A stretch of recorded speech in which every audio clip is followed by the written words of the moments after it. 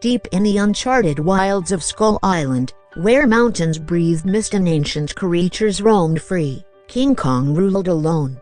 He was a titan, colossal, powerful, feared. But beneath the fury and strength, there pulsed a lonely heart, one that had long forgotten the warmth of gentleness. Then came Alara. She was not like the others who came to the island. Most arrived with rifles and cameras, hungry for glory or gold. Alara came with books, instruments, and quiet eyes. A biologist and linguist, she sought to study Skull Island's ecosystem, not plunder it. She wandered the jungles carefully, whispering to flowers, sketching vines, recording the songs of strange birds. She had no army, just curiosity. The first time Kong saw her, he watched from the trees. She was tiny, delicate, a flicker of light among the shadows.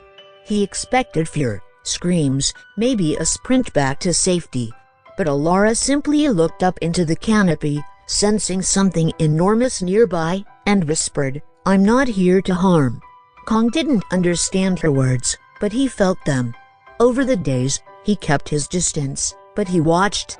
He saw how she helped a wounded baby stegosaur, how she cried when a rare tree was trampled, how she sat in silence when the sun set, listening to the hum of the island.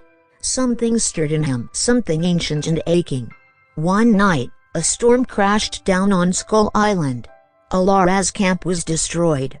Torrents of rain washed away her supplies, and the ground quaked as mudslides swallowed the paths.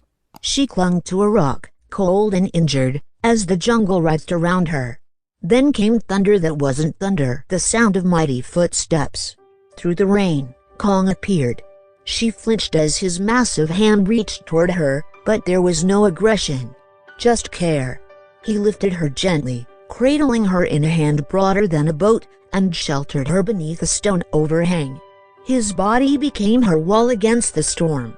Alara, weak and shivering, whispered through cracked lips, "Thank you." From that moment, a bond formed, wordless, improbable, undeniable. Over the weeks that followed, Kong protected her. He brought her fruits, cleared paths through the jungle, and even tried mimicking her sounds, watching her smile in response. In turn, she spoke to him often, sang songs, and told him stories of the stars, tales of constellations and far-off galaxies.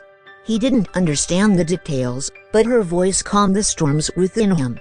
She called him Kain, a name from an ancient word meaning asterisk, heart of the mountain asterisk. But all stories in wild lands draw attention. A private military expedition arrived, seeking to claim Skull Island. They spotted Alara and assumed she was a hostage. When they tried to rescue her with weapons and fire, Kong roared, not in rage, but in pain. Alara stood between them.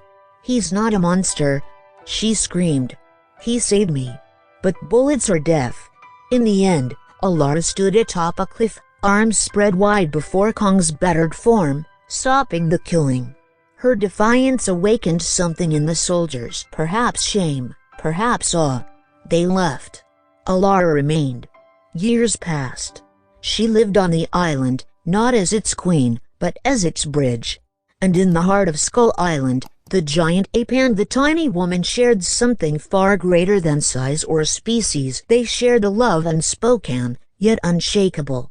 For even in the wildest places, love finds